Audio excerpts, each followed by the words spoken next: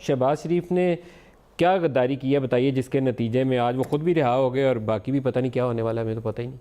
देखिए, मुझे तो कोई गद्दारी का पता नहीं, मैं उनका कोई इन्फार्मर नहीं हूँ मियां साहबान का। लेकिन इतना ज़रूर है नदीम भाई कि बहुत सारे लोग जेलों में पड़े हैं जिनको ज़मानत का कोई कभी हक़ नहीं दिया जाता। फिर उनका केस जब ट्रायल पे आता है उसी वक्त उनका केस सुना जाता है। नैब के बहुत सारे केसेस हैं, FIA के बहुत सारे केसेस हैं। आप ऐसे ब्यूरोक्रेट आप उठा लें जिनको 5-5, 6-6 महीने हो गए, उनका ना रेफरेंस फाइल हुआ है ना उनकी बेल हो रही है। जालिमाना काम है, आपने 90 दिन से बंदा अंदर डाला हुआ है, सबूत आपके पास है कोई नहीं? आप नैब को पूछिए, नैब वाले क्या कर रहे हैं? नहीं, नैब से हम पूछ भी नहीं सकते।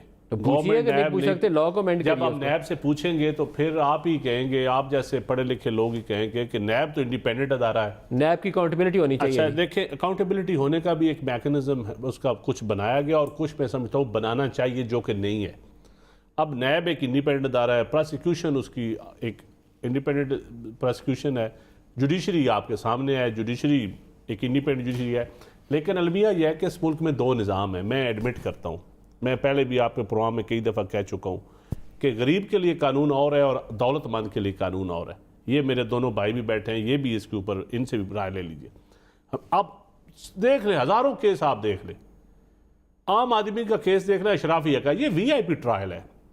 मैं पहले दिन से मैं चौधरी तजाद साहब की बात से कुछ सेकंड करता हूँ कि ये VIP ट्रायल हो रहा है। केस में कोई जान थी? कितने लोगों से आपने आम आदमियों से पूछा है कि आपके केसेस में कुछ जान है जो जेलों में पड़े हुए हैं? तो क्या ये अदलिया बता सकती है या नैब बता सकती है? नहीं, केसों में जान देखें। केसेस तो ऐसे केसेस हैं, कैसे शुगर मिलने लगी काटन एरियाज में, कैसे फ्लैट बन गया है। हुदैबिया पेपर का केस जो था फिट केस था। सबूत ढूंढना आपका काम है।